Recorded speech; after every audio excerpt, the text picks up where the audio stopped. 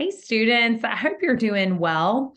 Um, in light of some of the introductions that I read last night and just going over some outline issues, I thought it would be helpful to create a model of kind of what this essay should be looking for. And I think it's important to start with this. Remember that the whole essay is based around your interview. Your job is to learn from that interview process and to really understand the person that you're interviewing and what they've learned about their field and why they went into that field to begin with. And hopefully, from that knowledge and the things that you learn, you can decide if it's the right kind of field for you. So, wanted to go through a few components of this essay, and I have some highlighted portions as well to help you see some of the majors of what I'm looking for and how to integrate your primary research, which is the research that you found from your interview that you gathered yourself, and then your secondary research, which is research that you found through your library searching. As I entered into her small office, I was immediately greeted by the smell of a cinnamon candle. It didn't surprise me because Candace is always trying to make others feel welcome, and a candle makes people feel instantly at home. She swiveled her chair around to greet me. Well, hello, friend. I've really been looking forward to this. Her red hair was perfectly tucked behind her ears, and she was sporting her navy and gold apparel for Rhino Wednesday. Everything about Candace seems teacher. While most would be done with education after 30 years of service, Candace continues to give to this place we call Gaston College. While education is not for the faint of heart, Candace is constantly using her gifts and talents to mentor others. She is a well of advice to new instructors, and she continues to serve as the associate dean because she believes in the mission of what she is doing.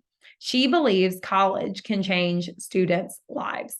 So, guys, what I want you to notice here, a few things. There's some really good description of who this interview is about, your subject, which is Candace.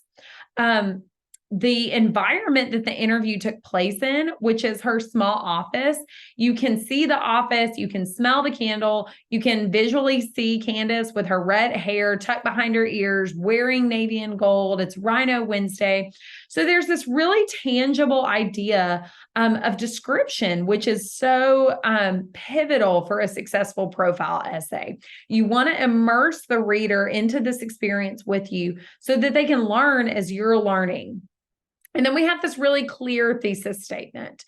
So then as we go into the first body paragraph, let's take a look at this topic sentence. While Candace is a seasoned instructor, she doesn't pretend that the job has come without its challenges. And again, if we look at our thesis statement, we see right here that it says, while education is not for the faint of heart, Candace is constantly using her gifts and talents. Okay, so that lines up with what our main message is sharing. As I started probing her with questions about the darker side of education, she said, sometimes this job is hard. Students have a lot of needs, and if you're a good teacher, you strive to meet all of them. However, sometimes the time we get with them, especially in a college class, doesn't meet the demands of the needs they have. So we choose to do our best, and we make the resources we have available known, and we do right by them the best way we know how. Guys, what I want you to see here, this is all primary research. I'm going to put this in, I'm going to do it in this blue color for now. And it supports this topic sentence that's in blue as well. So this is research that you gathered on your own. So it continues. Candace doesn't just say these ideas because they're nice words. She lives this out in her profession. One time, a student didn't have transportation to class, and there were 6 weeks left. Candace was adamant that the student was going to complete, especially since she was making an A in the course. This issue is not new to the profession. In an article titled Great Students with Real Problems, Dr. Kelly Ryan says transportation accounts for 30% of the reason that students discontinue attending class. However, Candace doesn't let such a statistic alter her goals. She started teaching an asynchronous course so the student could be in the class via Zoom, and they never missed a single lecture. She has proved that despite the challenges that come in serving and working with students, a teacher who is dedicated to their success has the capability to find a way or make one. So what I want you to see is even though this information right here is not in direct quotes, okay, it's not an actual part of that interview, it's still information that was gathered from the interview. What the student did here is they just created it in a narrated format using their own words, but it's still information that they gathered within that interview. It's just not stated in direct quotes to give some variation throughout this paragraph.